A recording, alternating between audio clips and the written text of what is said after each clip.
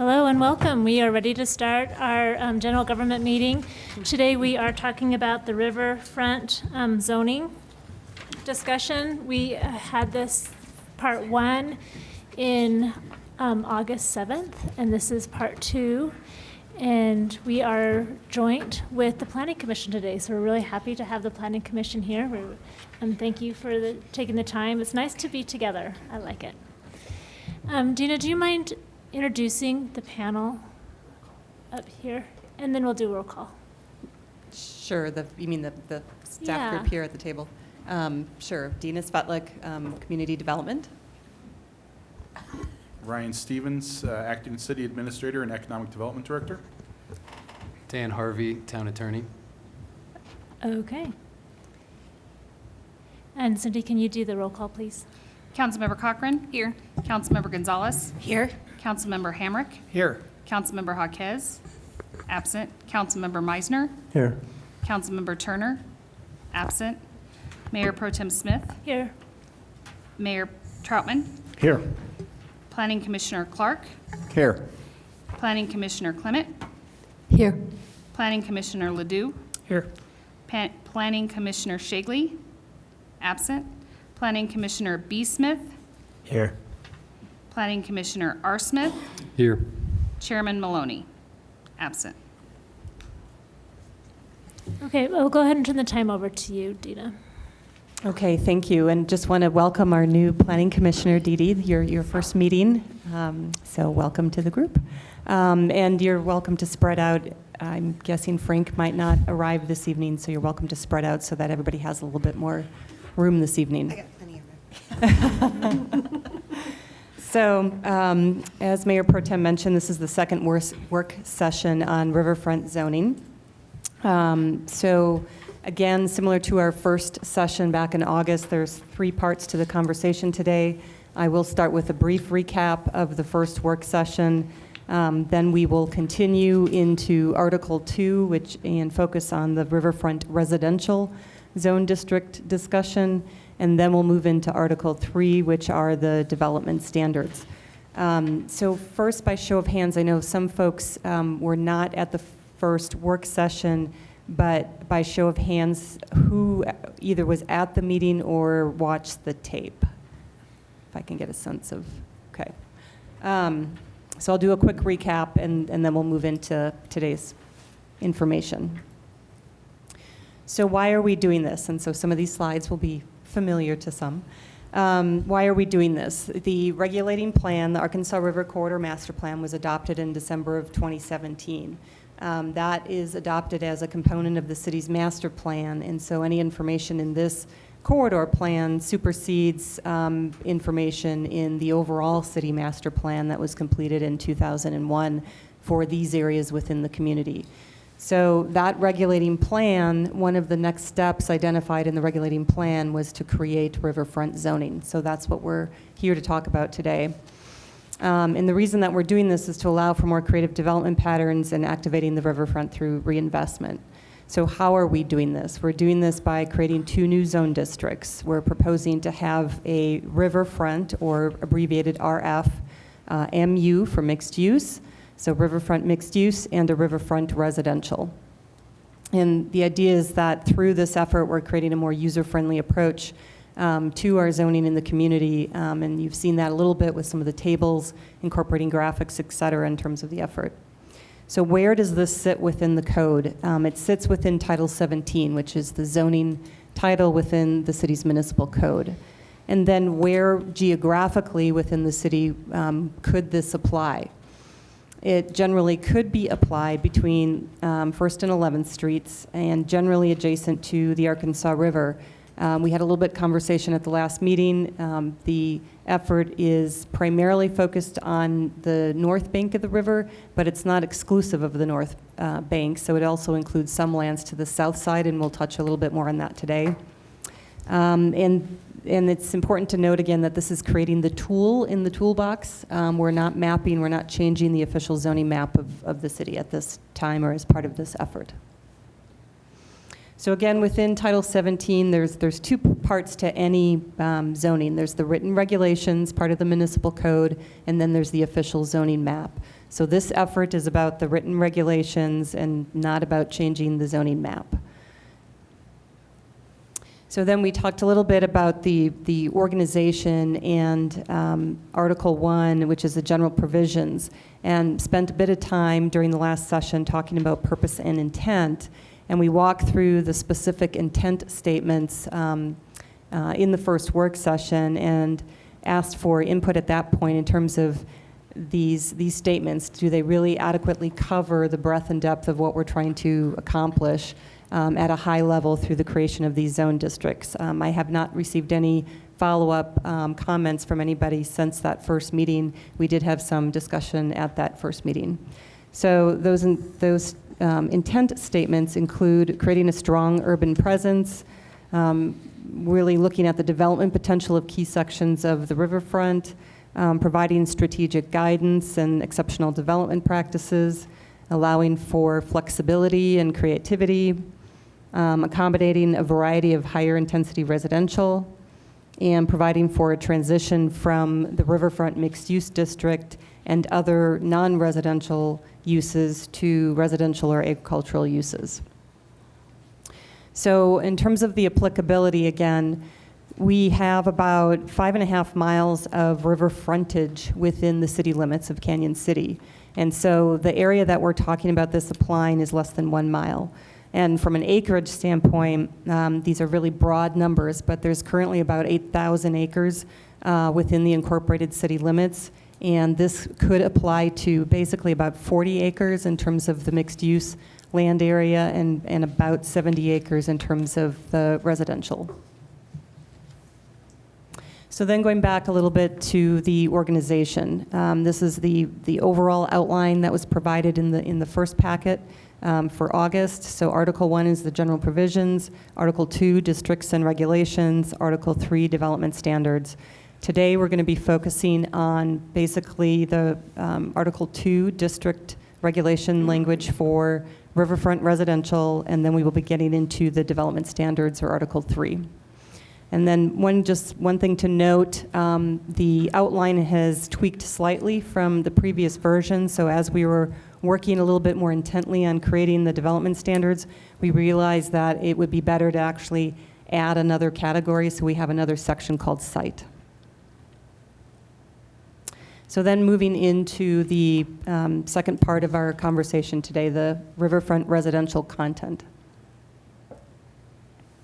So again, the applicability here is generally between 1st and 11th Streets. And then there was some conversation in the last meeting about where it would apply on the north side of the river and or the south side of the river, because the corridor master plan indicated land use changes both on the north bank and the south bank that could potentially be used for residential. So staff has modified this a little bit based on what was shown in the first meeting to accommodate that input. And the timeliness was great as we're talking about this residential section today. So how we've tried to craft the language around the framework of where this could be applied for the residential is that second bullet. So within 500 feet of the edge of the floodway of the Arkansas River and south of Water Street, excluding the mixed-use area. And you're going, well, what does that look like? So remember our framework plan, or we were calling it a regulating plan in the first meeting. We're now referring to it as a framework plan. This was the framework plan from a month ago, and you can see there where there was a combination graphic that had information about both the mixed-use areas as well as the residential areas. And so we thought that it'd be better to basically split out and have two separate framework plans, one focusing on mixed use and one focusing on residential.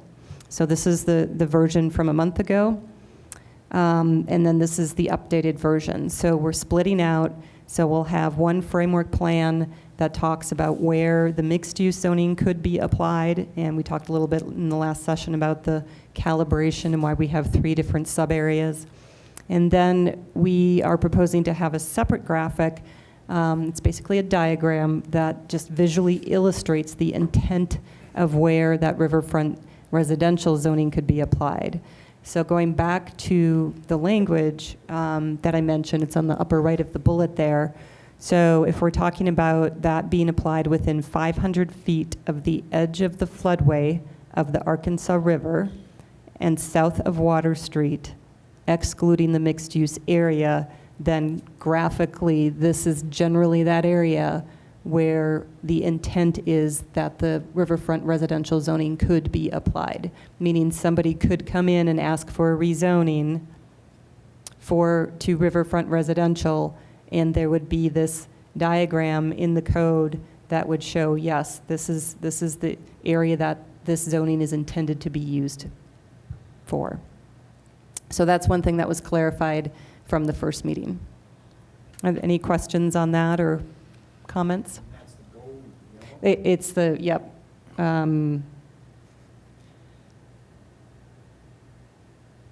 So the bluish that you see here is actually the floodway. So the lighter blue is the Arkansas River. The darker blue-gray color is the actual floodway. So within 500 feet of the edge of the floodway, that's the edge of the floodway is this line, and 500 feet out, wow, it's jumping around. My glasses in the way. 500 feet from the edge of floodway is basically then this kind of goldenrod area that you see on the graphic. And so that way we're accommodating a general intent of where this could be applied both on the north bank and the south bank. And so Dina, this is generalities we're talking about here. Even though there's a line on the map, this is really general, and later on that would become codified by the zoning maps, is that right? Or So no, remember this effort is only creating the language. I understand. So, and as part of the language, we are introducing and talking about the concept of a framework plan. And so, and the regulating plan that we were talking about last time. And so the idea is to give some indication of where is a next step to further clarify from the master plan where this could be applied within the city. But it is not changing the official zoning map. It gives guidance to staff when a zoning application comes in as a guiding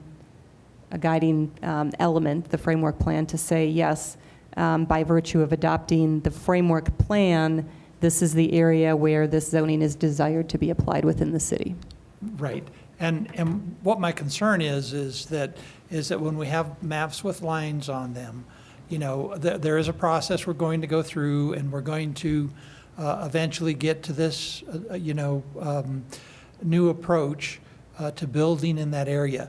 And rather than having us as government, say for sure, well, this lot is in and that lot is out.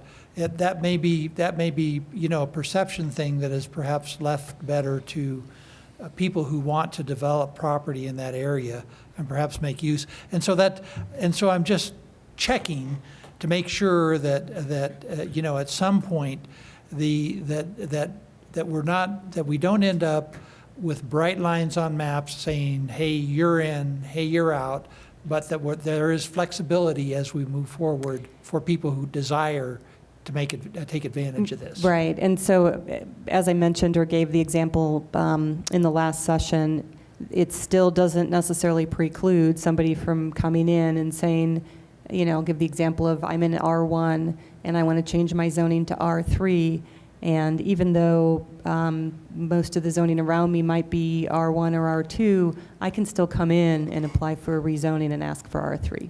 And so people can absolutely still do that. Okay. And so this is just a blended graphic that shows the residential with the mixed use. So you can really see the intent of the two new zone districts and where they could be applied adjacent to the Arkansas River in the core area of our community.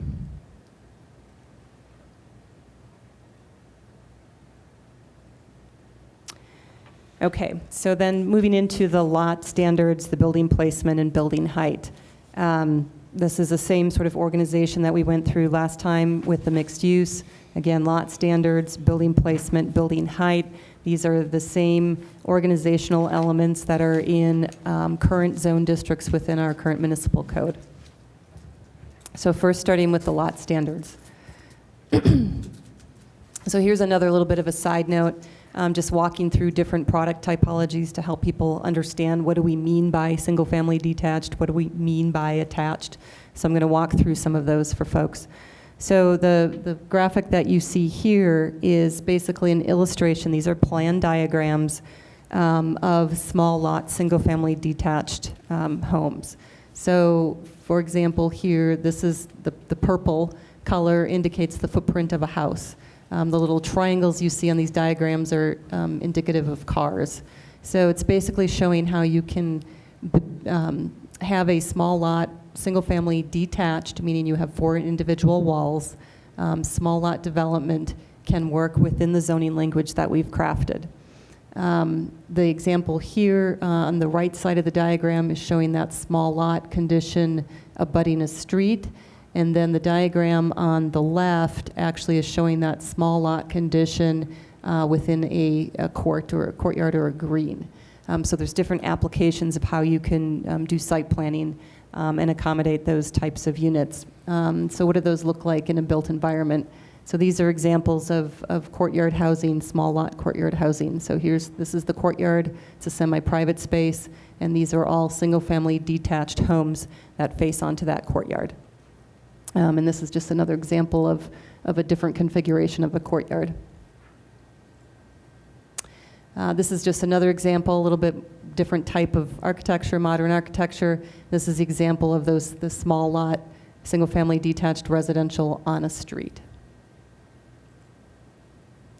So then moving into townhomes or row homes, which we're referring to as single-family attached. So it's an attached unit, right? Meaning that you share a wall with one of your neighbors. And so these, again, are just illustrative diagrams showing different configurations of townhomes or row homes. Townhomes or row homes can be as thin as 16 feet. The little footprints that you see here are illustrative of a tandem garage in that condition. And then moving to the right, this is another example of a row home configuration that's a 24-foot wide lot. So it's just showing you from a diagram standpoint how these different product types get developed. And here are some images of row homes or townhomes. So on the left, more historic townhomes and row homes. I think there's probably more examples in Florence than there are in Canyon City locally on row homes. And then the example on the right is a more current application, recent construction. And this actually it looks like sort of one large single-family home from the street, but there's actually 3 townhome units in that one structure. So it just gives you a sense, a visualization of these different types of products that we're talking about. And the reason we're introducing these is because we have had the conversations that we want more people living in and near the riverfront and within walking distance of the future Riverwalk and walking distance of Main Street. So this is just a illustrative from an aerial showing these are all townhomes in this application, but just to give you an indication, here are some townhomes that face onto a street. Here are some where the front door is on a green that couples as drainage in this standpoint. So it just gives you an illustration of a larger site plan or development of how those are built out and accommodated. And then something else to note before we get into some of the detailed dimensions. So original Canyon lots, so the original plat of Canyon City, the residential lots are 44 feet by 120, so they're 5,280 square feet. So folks that know Denver is the mile-high city, 5280 is 1 mile. Easy to remember the dimensions of an original Canyon lot. And then some are actually much smaller, about 3,500 feet, that you can see here on the lower right. So this is one of the typical lots, the 44 by 120, that faces onto a street. And then you can see here where some of them turn the corner at the end of a block, and those lots basically ended up being 40 by 88, or about 3,500 square feet. And so we have examples of this in the community currently.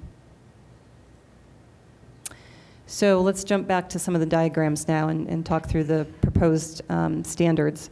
So for the Riverfront Residential Zone District, for the attached product, right, so for the row homes, we're not stating any minimum lot size, but we're stating a maximum lot size because we don't want to have really large row home lots. It sort of defeats the purpose of having that attached product. And then in terms of the detached product, here we've indicated a minimum and maximum in terms of lot sizes, again, to have that compact feel and providing variety and rooftops in and near the riverfront. So from a diagram standpoint, if the blue here is the Arkansas River, and say the green is the bank of the river, and there's some locations where a bridge may cross.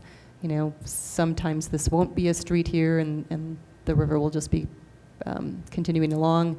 But this gives you an indication of an attached lot. They're thinner, and the detached lots are a little bit wider, typically, to handle the setbacks that are needed from a building code standpoint. And then the other thing to note is that typically the end lot, so the end lot on a street, is often wider generally as well, to allow a little bit more breathing room for side yard on a street. And so the dimensions that we're talking about there from a lot size are in the table on the upper right. The frontages and the overall lot coverage are the same sort of topics and approach that we had in our last discussion. I hope I'm not getting the gunk, getting a sore throat. So one more product example is multifamily, right? So we've talked about single-family detached, we've talked about attached product, and then multifamily. What does that mean? We have definitions around that in our current code that in our current code talk about 3+ units is multifamily. Multifamily is also talked about just in terms of how front doors are accessed, either from a front door directly off of a street, which is usually a single-family detached or a townhome product. A lot of times multifamily have shared entryways or common entryways. And so these are just some examples of multifamily product. And then a picture of the one development on the right. You can see how that parks. So some of the parking is surface parked and some is tuck under parking in the building itself. And here we notice in the table we hadn't had the lot size and the lot frontages for the multifamily. So those are indicated here. We're proposing a minimum lot size of 10,000 square feet for multifamily and a lot frontage of a range of 90 to 110 feet, linear feet. And this product here that you see is either a 4 or 6-plex, and those lots typically are right around that 10,000 foot range. So then moving into building placement. There's a lot of diagrams here. So we have a lot of scenarios, again, to consider. So similar to the mixed-use zoning where we had to calibrate and we have the A, B, and C districts because of different existing lot sizes, here we're basically envisioning that future platting, right, and new lots will be created in this scenario. And so we've created a series of diagrams to illustrate those different approaches. And so sometimes we're going to have lots that are on the Arkansas River, which is this bottom series, and sometimes we're going to have lots that are on a street. So when you have a lot that faces the Arkansas River, again, there are still different conditions. Sometimes the floodway might come into the lot itself, and so we had to accommodate that.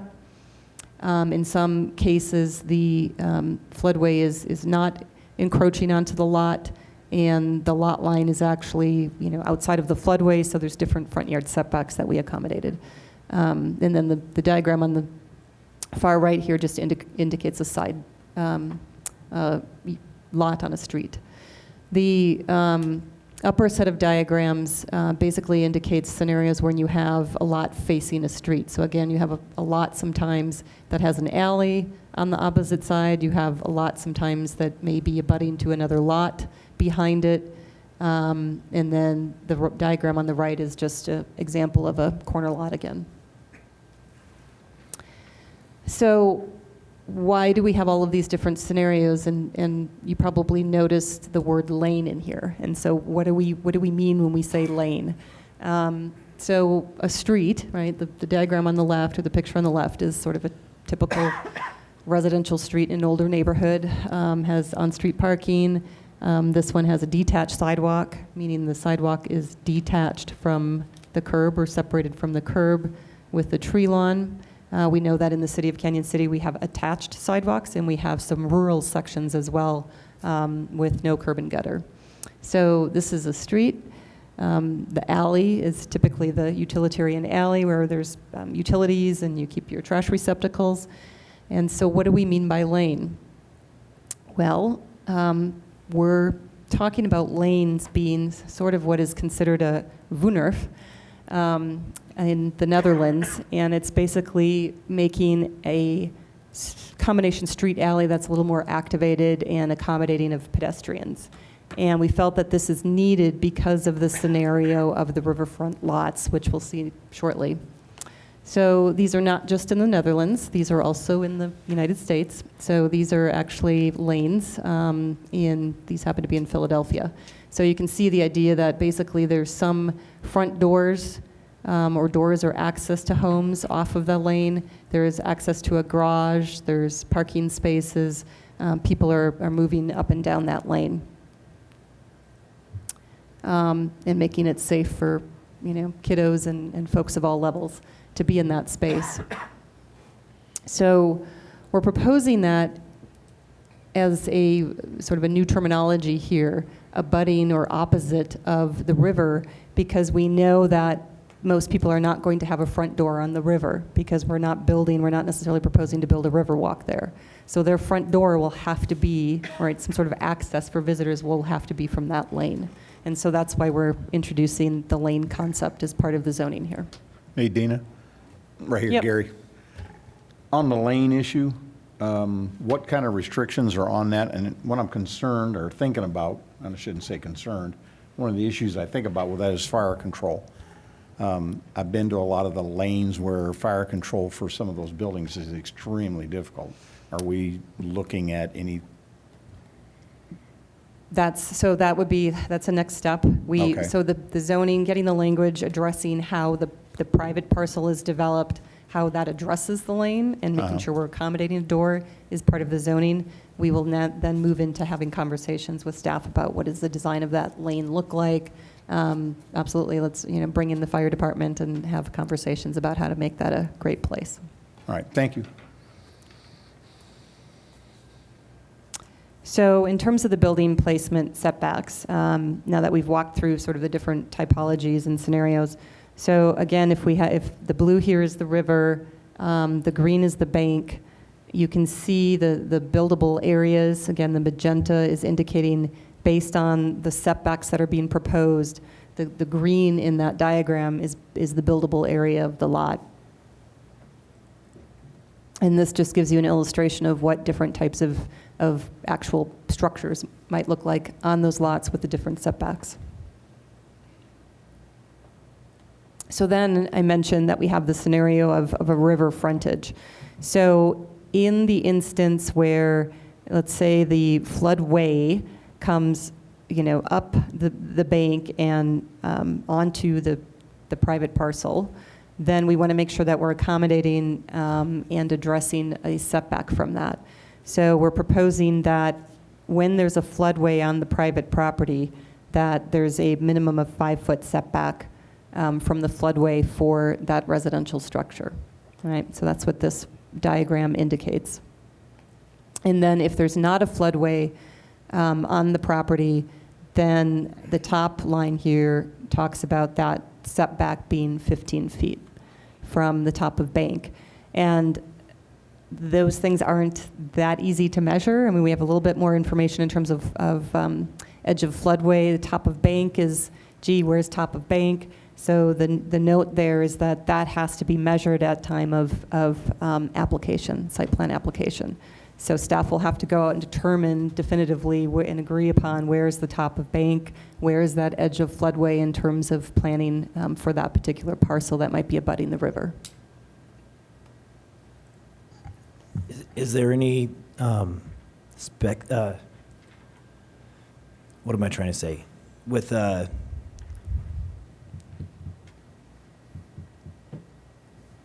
foundations in those areas, is there any specialties in the floodway? Well, we're not allowing residential structures to be built in the floodway. Okay. Right? We're saying by virtue of this diagram that the absolute minimum setback back from the edge of the floodway, outside of the floodway, for the front of a structure on the river is a minimum of 5 feet. There may be water table issues, absolutely. I mean, with any development, as we know in Canyon, geotech is important to do. Can I ask a quick question? Yep. So with the floodway moving into the property, they can still buy a rezone the whole property as a residential and not have any issue with having a portion of it be within the floodway? Right, so I didn't include an image tonight about it with an existing condition, but remember last time how we have, last month I showed a diagram of some of the lot lines are all over the place in terms Right, of where they are right. in the river, some are center of the river, back, and so the entire parcel, whatever the parcel is that's currently defined, the legal description of that parcel would get rezoned. Okay, so the whole parcel. Yep. Okay, that was my question. Yep. Thank you. Yep. Is that restriction, or let's call it a restriction relative to the floodway? How's that differ from our current zoning? It's actually more flexible. Our current, it's the current floodplain regulations stipulate a minimum of 15 feet setback for any type of use. So in the last conversation we had last month, we're being more accommodating, giving flexibility. The onus is really on the developer, and it's up to them in terms of flood insurance, what they want to do from a commercial real estate standpoint. But from a residential standpoint, we thought it was still important to protect the residences in our community. And so we are alleviating that a little bit, but we're still having some sort of setback from the edge of floodway. Isn't there some accommodation for building that up? Or is that only commercial? That's flood. The floodway? That can also affect the floodplain, so developing up above the floodplain as well. So the structure would have to be a certain feet above the floodplain Right. if there was, according to 100-year flood levels or something like that. Right, right. And we walked through a little bit of that last time. That's where, so Adam is the floodplain administrator for the city, so that would go through him. Okay. Can I, real quick, I don't want to be a pain, but can you go back to the slide that shows us where the residential would be? I don't think it's in our packet, but with the Right, 'cause the that was- golden, just so I can visualize, Yep. revisualize again. Could have printed some of those. We've seen a That lot was of it images was since work in then. progress I know, since the right there. packet went out. So anything in the yellow is where, Potentially.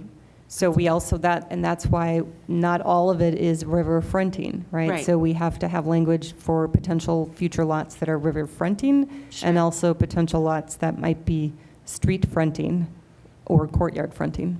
so this is only on the north, or the It- The river south fronting side. piece is really, would apply in this area. Say that again? The river fronting language in terms of the setbacks would really only apply in this area, Okay. because that's the only, or on the south side. Okay. Thank you. Sorry.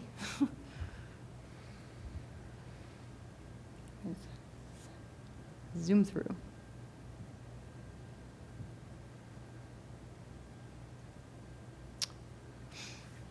Okay, so then if, let's say you have river frontage, but the floodway does not encroach onto your lot.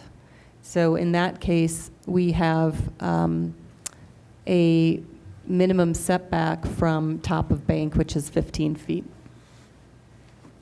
And then the encroachment into the setback, we'll hold on that, and I'll come back to that. But similar to our conversation last time, we will have encroachments allowed again, encroachments into that front yard setback that are similar to our current code does. Can you go back to the other slide? I'm confused. Go back. The one with the floodplain?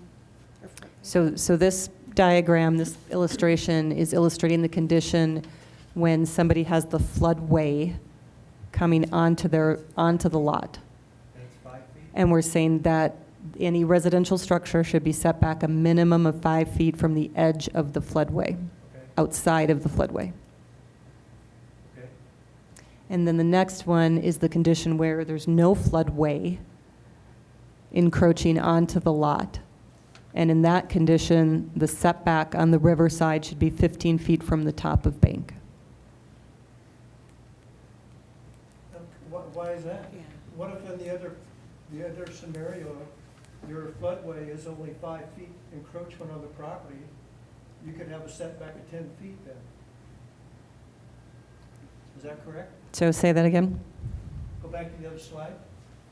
If your encroachment of the, I'm going to call it encroachment of the floodway, was 5 feet under the property, if it was 5 feet under the property, then your setback would be 10 foot from the edge of your property. So you could potentially have it be closer. That seems odd that they're different. But it doesn't, well, but it's top of bank, so even though when you say 5 feet comes into the property line isn't necessarily top of bank. Right. But it's 5 feet from there. If you're encroaching 5 feet floodways, your setback would be 10 foot.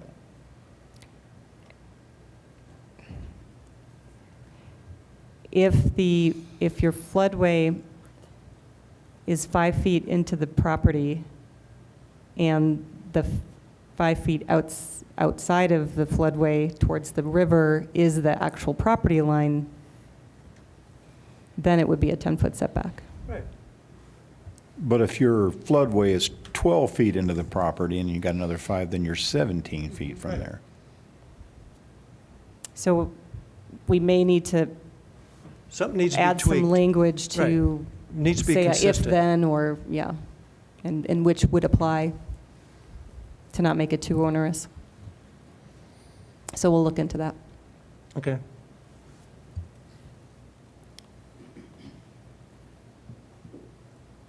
Okay, then the third component is the building height. Again, these are the diagrams that we walk through from the mixed-use standpoint. So basically, if you have a big box sitting on your property in terms of the overall height you can build to and the overall property line, but we know that there's setbacks, right? There's the top of bank setback, the front yard setback, a street setback, a side yard setback. Yes? Going back to that other slide, that previous part we talked about, is the whole issue with the floodway basically getting into the floodability of a piece of property? Is that what the setback's all about with this 5 and 15 feet? The setback from the floodway is just to still retain a setback for residential structures back from the edge of floodway. We don't want to, I mean, you can decide to do otherwise, but we're proposing, so right now, you can't build closer than 15 feet from the edge of floodway.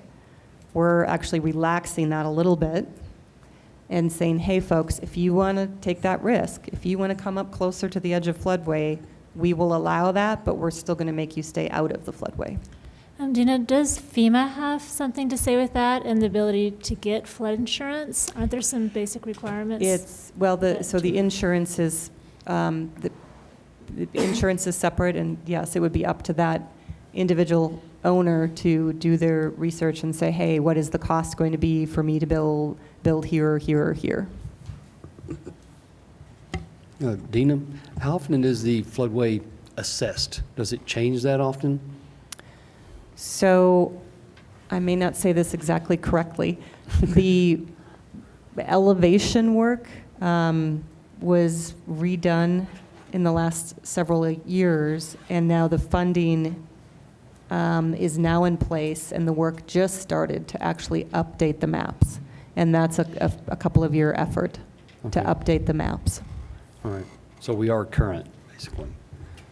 The information is there in terms of the elevations. The technical FEMA map is that update is what's in progress. Okay. Yep. I still have this question.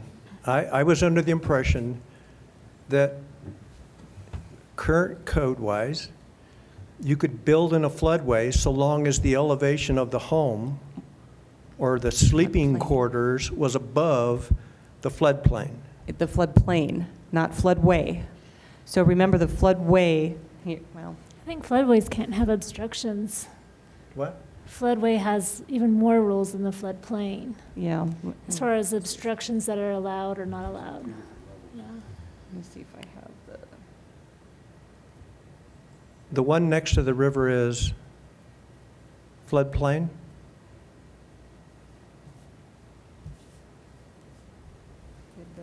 Well, right next to the river is floodway, and then away Okay. from that is floodplain. So floodplain is less likely to be flooded.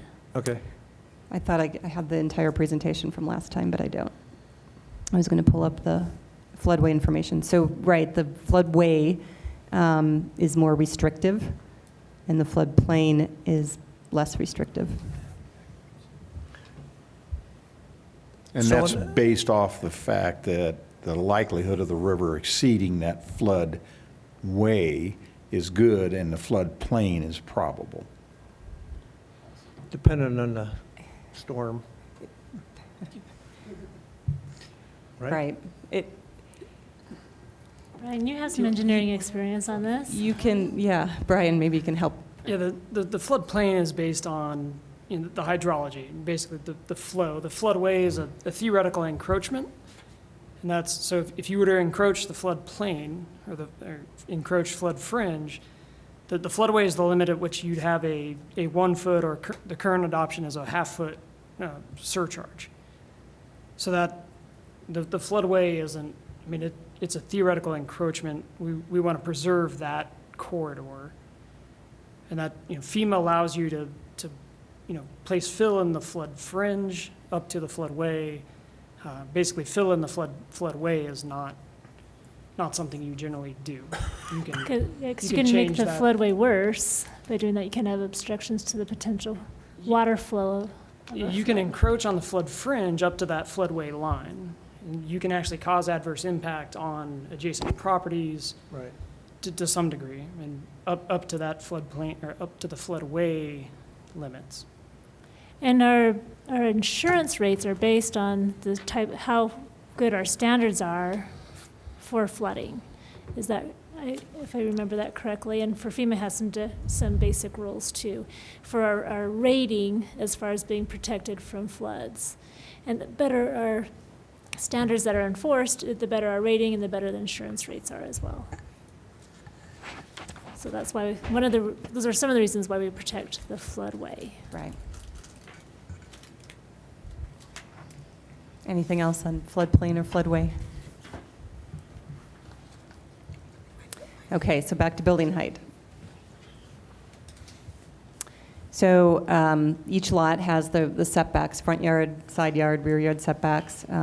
This diagram is indicating river on the left and lane on the right of the diagram. So the buildable area is this smaller box, right, that within those setbacks and within the total height that's proposed. And the maximum height that we're proposing here is 37 feet for the main structure, but we are allowing for rooftop deck increases because this might be a great place for folks to do rooftop decks, to be able to look up and down the river. And so we're allowing for sort of that vertical encroachment above the 37 feet to accommodate for that. So, for example, if this is a structure within that lot, within the buildable lot, then they could have a height increase for rooftop access. So basically to get the staircase up there, an enclosed staircase, that can be less than or equal to 20% of the floor plate and not taller than 43 feet. So it allows for that staircase to pop up and folks to get to a rooftop deck. And then we were also thinking of having language that rooftop deck encroachment, vertical encroachment or increase in overall building height could not be within 20 feet of a street front, so that we don't end up with a wall of 43 feet going straight up really close to a street.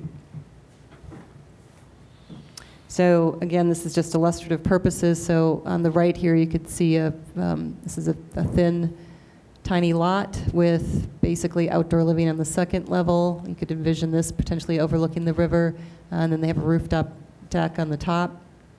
And these are just floor plans of a structure that indicates the ground level has the garage access and a front door access, and then living is typically on the second floor of these units, or second floor here, bedrooms on the third floor, and then you can see that in this instance that staircase going up to a rooftop deck. So it just gives you an illustration of what that might look like. Okay, so we've gone through the lot standards, the building placement, and building height. And then the last thing really to cover with the riverfront residential are the use standards. So again, what are the permitted uses, conditional uses, and special review uses?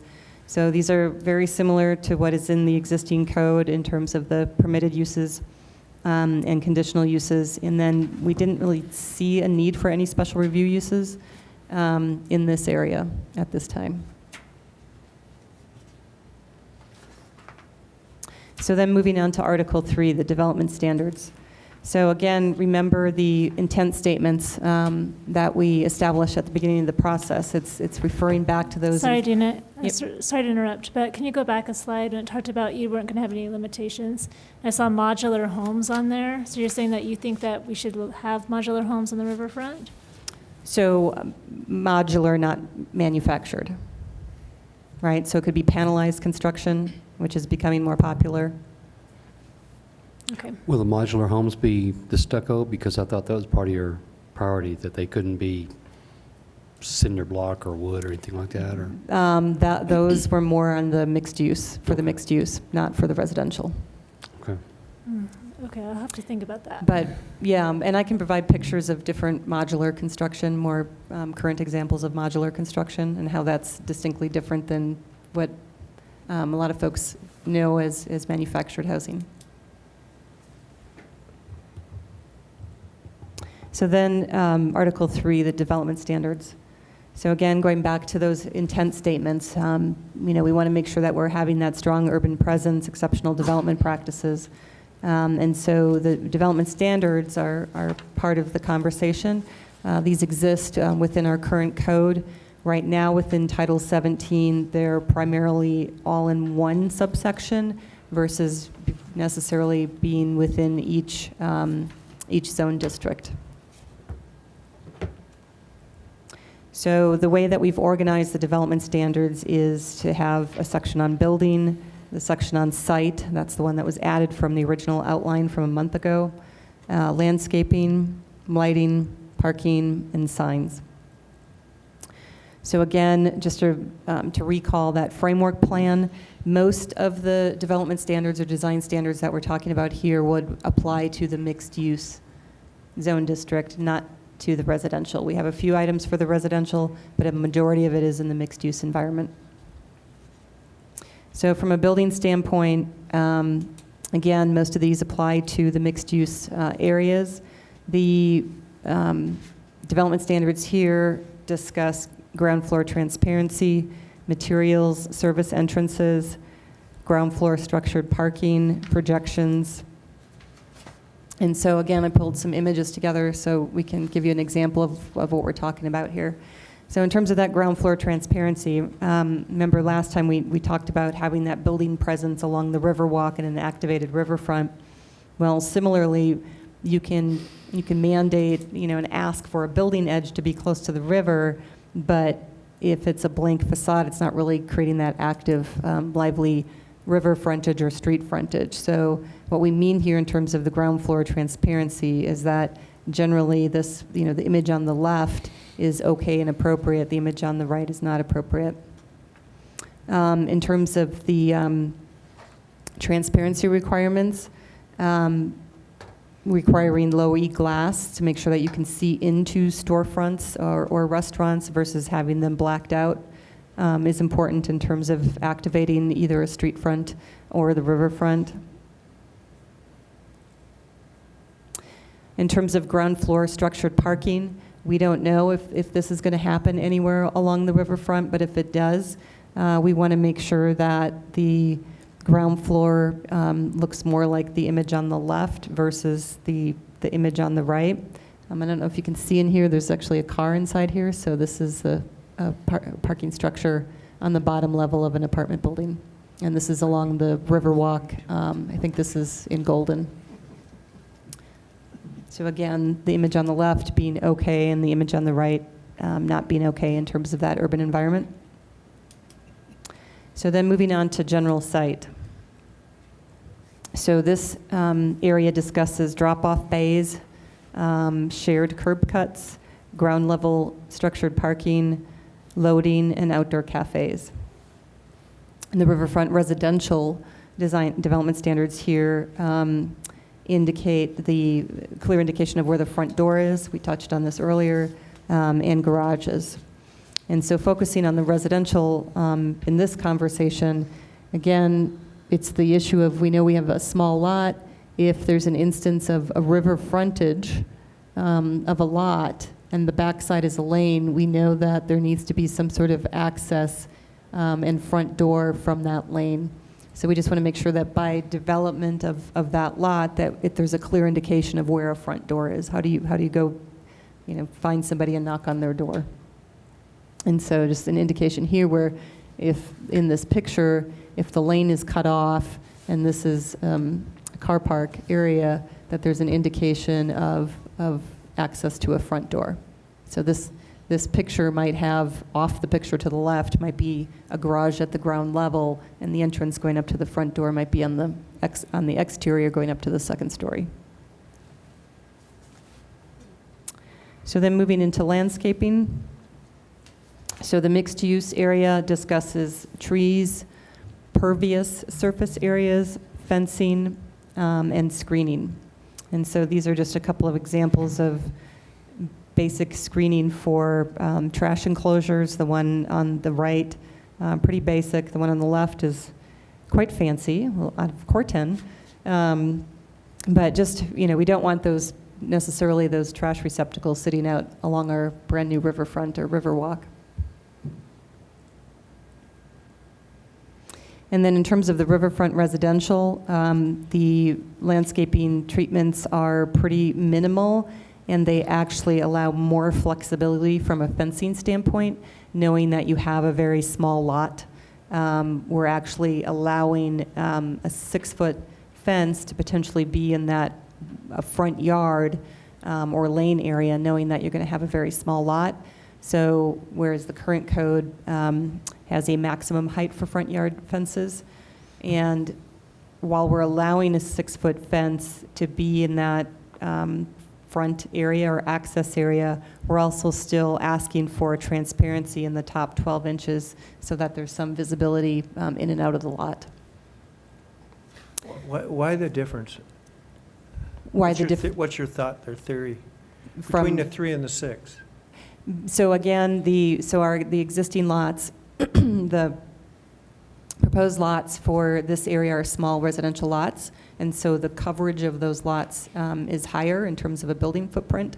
And so if you are, let's say you have river frontage and have a narrow lot, and the opposite side of the river frontage is the lane, then your front door is coming in that direction, and you have very small outdoor space, you're allowed to enclose that further and have that secured area to say, keep the pooch safe from jumping out of the fence, because you don't have per se a separate backyard and a separate front yard. Okay. but it still allows for that visibility in terms of mandating transparency in that top 12 inches. Okay, thank you. So then we also talk about pervious surfaces, how they should be treated. So there's the picture here, the pervious surface is this area in the photo, the landscape area, the softscape, versus an impervious surface. You might be familiar with that term, which is the bricked area. And so then moving on to lighting. The riverfront mixed use, well, they both really discuss the same elements. There's a little bit more information, again, in the mixed use language than in the residential language. In the residential language, it's about minimizing off-site impact, being energy efficient, restricting lighting types, so there's not necessarily neon flashing lights. And just the main thing is, I know there's been a lot of questions about what does a full cutoff mean in terms of a light fixture.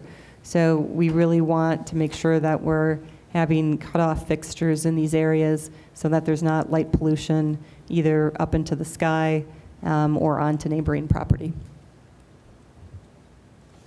I just got a quick question, and I realize I'm not backing up, but I am. On your riverfront residential, you're talking about 75% of the impervious surface has to be planted. That seems a little odd considering our climate. But if it's planted with native and drought-tolerant plant material. So, What Most page people are you on? well, in let's the- suggest that. What page are you on? I'm on page 8.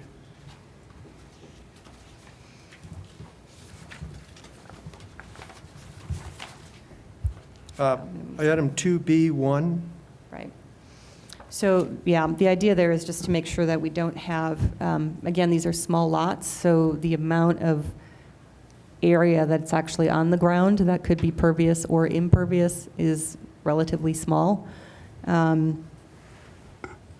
yeah, I mean, that's why we're here to have a conversation. We could amend that number, modify it, but I think we would also encourage, we're not mandating, I mean, we talk about the use of drought-tolerant and native plant material to be used at the greatest extent possible. So encouraging those drought-tolerant materials, because folks probably are not going to be irrigating those lots necessarily. A lot Yeah, of- but you're still mandating 75%, or we are. Is that Of for the- aesthetic reasons? Of the pervious surface. So, let's see if I have a diagram. So it's only saying the pervious surface, not the entire ground area. So if you have a 50 by 100 foot lot, 40 by 100, just for ease of the calculations, and the house takes up, you have 5-foot setbacks on either side and 10 foot on the front and back. By the time you carve that area out, you're still going to probably have some impervious surface, which is a driveway coming up to the car area, probably a sidewalk, and you might have a small patio area. So on the ground level, you're still going to have impervious surface. So whatever's left over as the pervious surface, we're saying that should be 75% Plant material. plant material. Now, could you have like a creeping cedar or whatever, because that's an evergreen and it'll last year-round? On the page before, you say street trees should be deciduous, meaning they die during the winter. And a little bit further down, you said a variety of plant material shall be employed to provide year-round interest. So do you want evergreens year-round, or do you just want one certain type of tree? So street trees should be deciduous. We currently do not allow evergreens in the tree lawn as street trees in the city. Is there a reason Because for that? I don't know. For visibility. So a deciduous tree has a clearance and a canopy so that particularly on corners, vision triangles, you can see traffic or as a pedestrian. We wouldn't want evergreens in a tree lawn. Absolutely having evergreen material on the private lot would be great. Okay, all right. I was just wondering, because with deciduous, then during the fall and winter, we're going to have leaves all over the place. No big deal. I mean, we can clean those up, but I thought having Exercise. green trees all year round, yay. What if somebody wants to xeriscape? So xeriscape doesn't necessarily mean zero plant material, live plant Okay. material. It just means native drought-tolerant plant material. Okay, so it would fit. Yeah. Okay. But again, if that number is, I mean, we can amend that number. That's why we're here to. Well, is that just a number that got picked out of the sky, or what? Where did the 75 It's- come from? What's the we're just- rationale? We're just trying to encourage the leftover pervious surface of these small lots, because we know we're going to have a lot of hard surfaces generally by virtue and land coverage by virtue of the small lots, and a house being put on that small lot that will have larger coverage. So by the time you actually get to the potential of a pervious surface, we're trying to encourage and get some sort of live plant material in there. Just seems counterproductive, but I'm open. Count- Most so- covenant areas have a percentage coverage that's required. And it seems to work out real well. I doubt very seriously. I mean, I know what your vision is. They're going to put that red rock from the quarry all over there, and that's not meant. And it won't work in that area anyway. The river corridor is going to be green. That's the way it is. And you're not talking about a lot of time. But any covenant in this town that I've ever seen has a lot coverage covenant. 25%, 80%, whatever. So it's very legitimate to do it that way, and I think it's very liberal, actually. So, and what we can do is actually create a diagram of what that looks like in terms of here's a typical lot, here's a lot coverage, here's where a driveway and a walkway might come in, here's the leftover space, and we can calculate a general square footage of what that really looks like from a live Well, I plant mean, material if standpoint. Council and commission's comfortable with 75, that's fine. I just, Well, I think that earlier slide where you had the pervious strip down the driveway is a good example of what you're referring to, the 75%. There's plants all around every side of that, and you have you just wouldn't want to have rock and everything. Right, we're trying to avoid having 75% rock. So Because- if from, Because that's almost 100% right there in that picture. Right. So it would be like taking, this area here and saying, okay, that could be rock. Maybe this plus this could be rock, but that the edge here and this bed over here that looks pretty deep needs to be live plant material. but considering our climate, it's It's not going to look like this that. landscape, right? But It's only going to look like that 4 months a year, at best. Well, if you had like the special native grasses and stuff, That's why I said if you had that creeping cedar, yeah. it'd be all year. I mean, you could have low maintenance ground covers. It's trying to get live plant material to help also alleviate kind of Yeah, heat I mean, islands. that looks a little bit more like Oregon.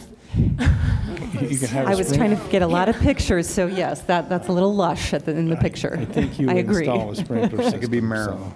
You can have, But yeah, the river is typically a lot more green than most other parts of Canyon City. you're really looking Yeah. at probably netting everything there, 400 square feet of grass, maybe.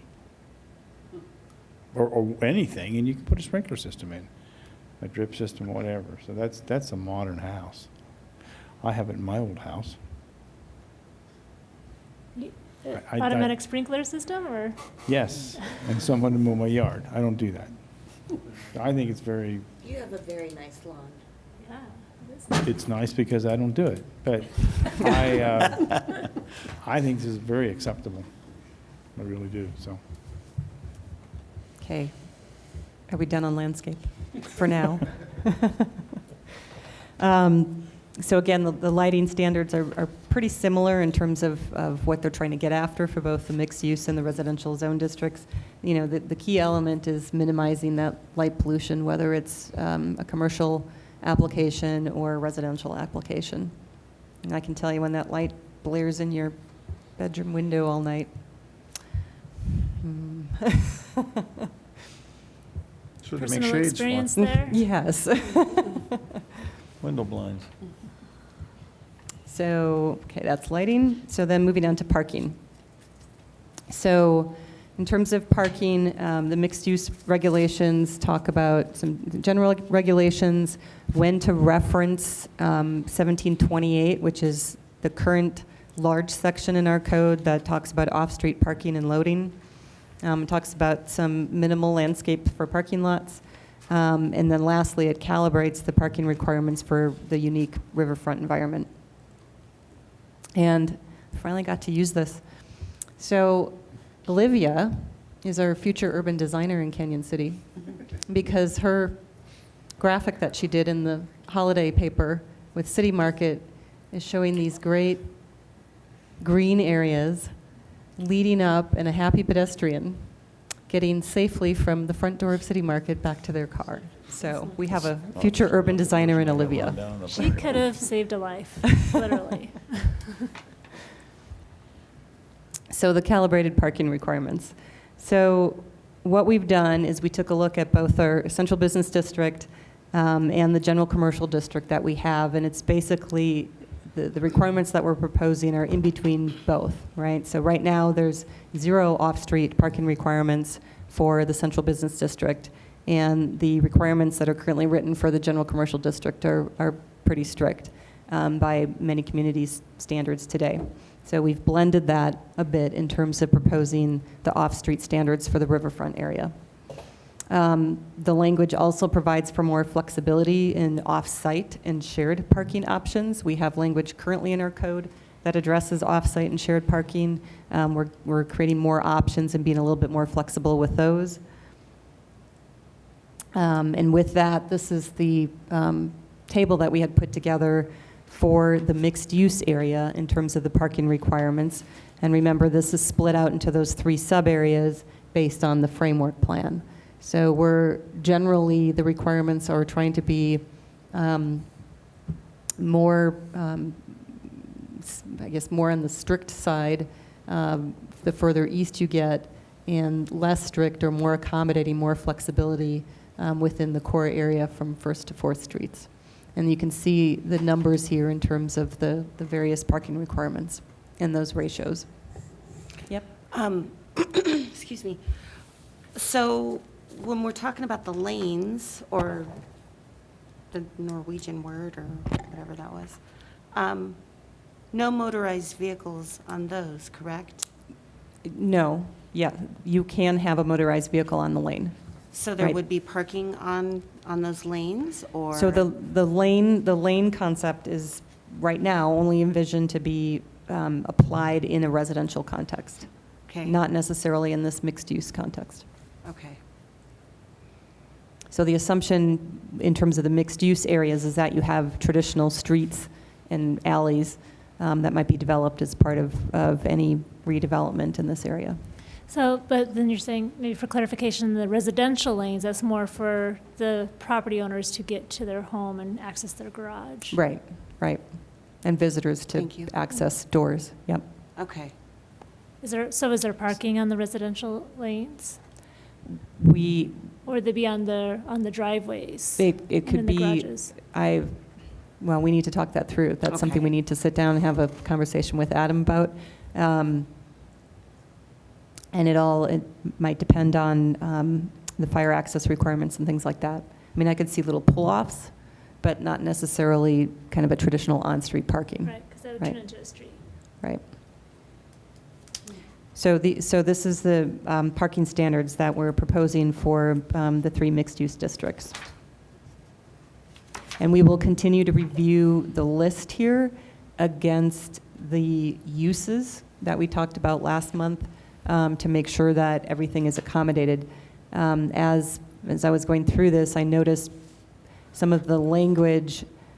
So the uses that we currently have in our code aren't necessarily the exact words that are used as uses in the parking standards in our current code. So we want to make sure that we're accommodating all of them the best we can in this first round when we get to the final version of this.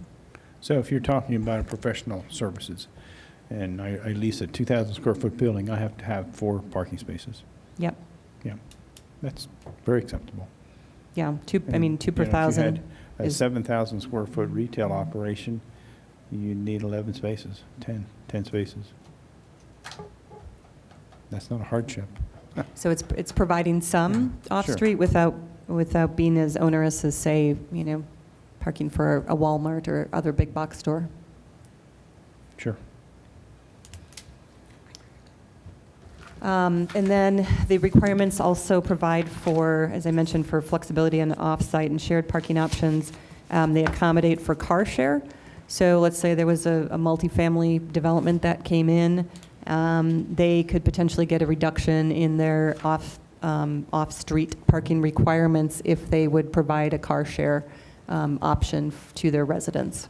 So we know that, in any community, there are folks that don't have access to a vehicle or don't necessarily want a vehicle or can afford a vehicle. And so if that development or office building would provide a car share vehicle, then there is a potential to reduce the parking requirements. And then the other thing that we've added is allowing for some reductions in requirements for affordable housing as well. So as a way to potentially entice some affordable housing to come in to an area, allowing for parking reductions. And then the last item is having some very minimal standards in terms of internal landscaping, just making sure we're getting a tree here and there to break up the heat island effect of surface parking areas.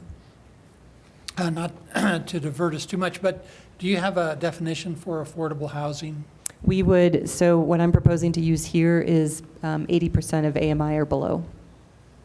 So 80% of area median income or below.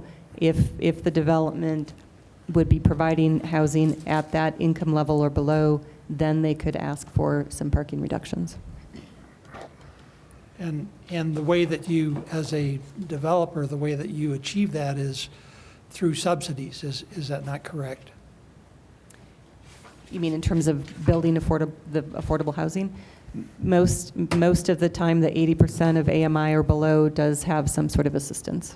Your tax credits, applying for tax credits, things like that. Thank you.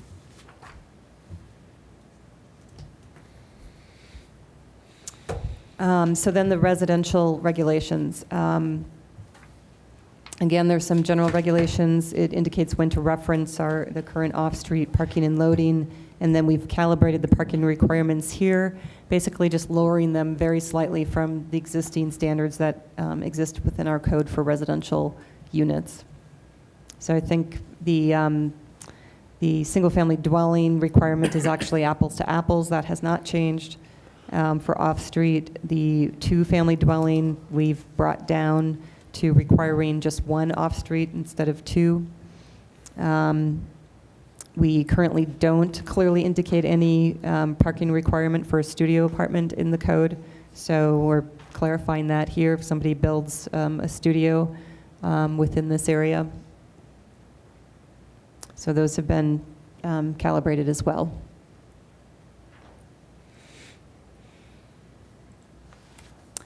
Then we also are proposing some updates to the bike parking. So I was actually a little surprised that we do have something in our code that requires bicycle parking for certain types of developments, and it's a little wonky the way it's worded. So we're actually proposing to clarify that and simplify it to basically saying provide one bicycle parking space per 8 vehicles.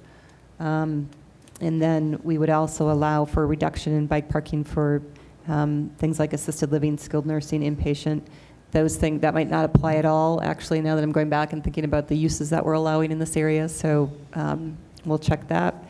And then we are also proposing to split out and be very clear about what the requirements are for a multifamily building versus other. So basically providing one stall per 3 units. Dina? For bike parking, do you just mean like a bike rack? Bike rack. Okay. Yep. Somewhere on the private property. We're not necessarily clarifying it has to be covered or inside or just on the private property.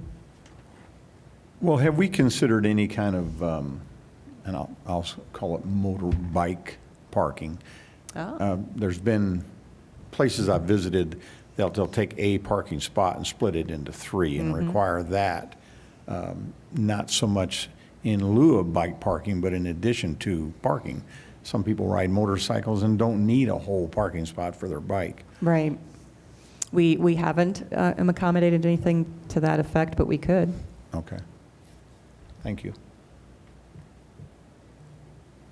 And then the last item, and we're not going to get through all of this tonight, so just sort of the overview of the approach on signs. So clarified and new definitions will be included. We will have regulations by primary category and type, and I'll get into that a little bit more. There will be regulations by district, so meaning by the different mixed-use districts. And then pretty much for the residential, I think we're just going to refer to the language that exists in our current code for residential signs, for like home occupations and things like that.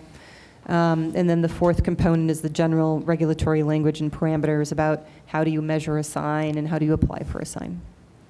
So the important thing to remember for those members of Planning Commission and Council that were here a couple of years ago with Reed versus Gilbert and the updates to sign codes, the key 3 items that we have to make sure that we're thinking through every time we're proposing sign regulations is time, place, and manner. So a time example would be, is it a sign that's allowed to be up at 24/7 all the time? Or is it only allowed to be up for a certain special event, et cetera? So that would be example of time. The place is, where should that sign be? Is it on the wall of a building? Is it a ground sign on sitting on the ground? So the place of the sign. And then the manner of the sign, so sort of what's the square footage of the sign and things like that. So focusing primarily on the regulations by primary category and type. So in terms of the different categories, we're envisioning currently that there's really 3 different categories. There's permanent signs, portable signs, and temporary signs. So what do we mean by that? So permanent sign, this is an example of a permanent sign. It's a wall sign that's on a business. A portable sign would be a sandwich board. And a temporary sign, an example here, would be a real estate sign. Does temporary also refer to like the canvas or the banners? The banner type signs. So, yep, banners, and banners and the feather flags and things like that. So we'll because we don't really address those in the current code, so those will be addressed here. So we're going to focus a little bit more on the conversation on the permanent signs. So in terms of the category, we're talking only about permanent signs. And so then what are the types of signs that are permanent signs? And there's 6. Monument, wall, projecting, window, awning, and directional. And this is what those sort of look like, right? A monument sign sits on the ground. It's usually lower to the ground. A wall sign, a projecting sign, or sometimes a blade sign comes out. Current code uses the term projecting. A window sign, so it's within the storefront glazing of a storefront. That's a window sign. An awning sign, so a sign that's actually on an awning of a business. And then directional signs. So those are the different types of signs within the category of permanent signs. And so again, the intent isn't to necessarily read the table here, but in the vein of using tables and graphics and being more user-friendly, we've basically started organizing the sign standards in this format. So we'll have a table for permanent signs and then have by sign type, so the monument sign, wall sign, what the different regulations are. And we can come back to this. And then we're currently still working on what those standards would be in the regulations for portable signs and temporary signs. So with that, so again, just as a summary, we've gone through basically everything in red here tonight, and we still have a little bit on signs to cover as new material. So the idea is that the next session is remainder of the sign discussion, basically reviewing everything, having everything in sort of a final format with the exact language. and then coming back and following up on some of the comments that we've heard from tonight and last meeting. Okay, before we open up to questions to council, we do have Doug Cohen. You've signed up to address council and planning commission. Would you still like to do that?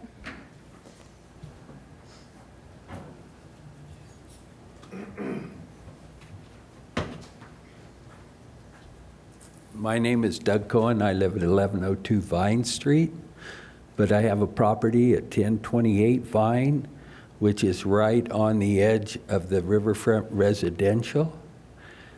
And I'm here to request a possibility of adding another tool to the toolbox, and that being making it mixed use rather than just residential.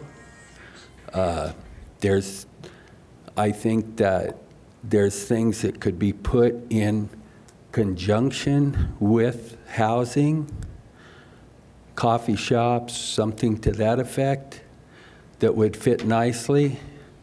Or if my little pea brain serves me right, we don't have a nice campground on the east end of Canyon or in that area. If it was an upscale campground, I think it would work great to anchor that end of the riverfront project. And you can't do that with residential, right, Dina? I don't think within our proposed use table currently. Okay. So I'm just here to request a possibility, as Dina put it, adding to the toolbox. So you're not currently in any of those districts that we defined on the map, or are you? Vine? It's that area Yes. is currently identified as riverfront residential. Okay. Yes, Okay, it is, right on the very edge. okay. So you couldn't come in and ask for the mixed-use zoning? I'm not sure. Well, I mean, based on the example we gave earlier, is you could come in and ask for that rezoning. If it's not, the first tier of review for staff would be to look at those framework plans. And that would show that, no, this is not identified as mixed use, it's identified as residential. So as an applicant, you could still decide, if it didn't change, you could still decide to come in and ask for rezoning. And then it would be a matter of going back to the intent statements of the zoning and to the regulating plan, which is the corridor master plan. I guess my thought process here is, why have to come back? Why not have mixed use to begin with?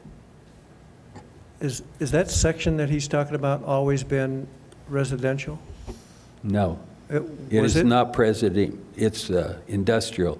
Yeah, but in the plans here, has it always been planned to be residential, or was it recently changed to just residential? No, the area on the north side of the river, both from the master plan and the initial regulating plan, was always meant to be residential, and that's the conversation we had last month in terms of providing an adequate transition from the mixed-use zoning to the lower intensity rural residential that exists to the east. I own the property next door also. Well, the next couple properties, which are rural living. And to the best of my knowledge, those will continue to stay in the family, although I cannot guarantee it.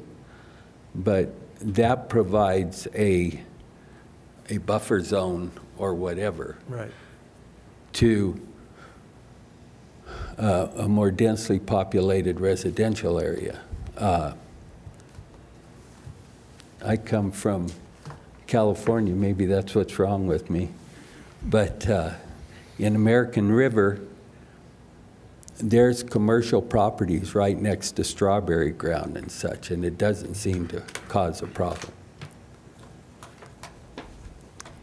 So Dina, what was the thought process on just having it exclusively residential, besides that most property owners desire it to be less populated? So the idea there, so that it started obviously with the conversation in the master plan, was looking at the existing uses and possible transition to surrounding uses. So the existing uses are primarily residential in that zone now. There is one commercial property, at least one, that I'm aware of. And then it does transition to the rural living zoning currently. And since we were showing the area north of Vine, we were showing the area north of Vine Street as mixed use.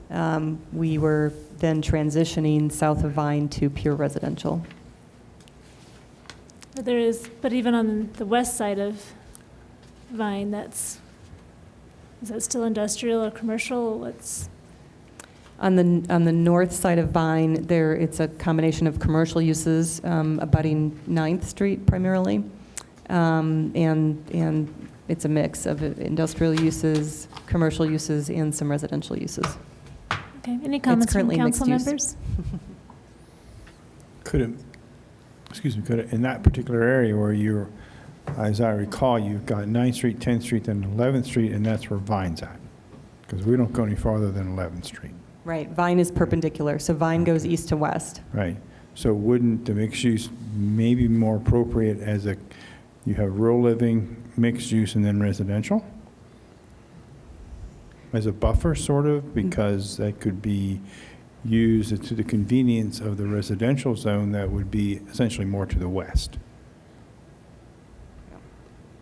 So we could sometimes we use multifamily and commercial as a buffer to the R1 and R2s. And so that could be used logically as a buffer in that area from the residential that we have next to it.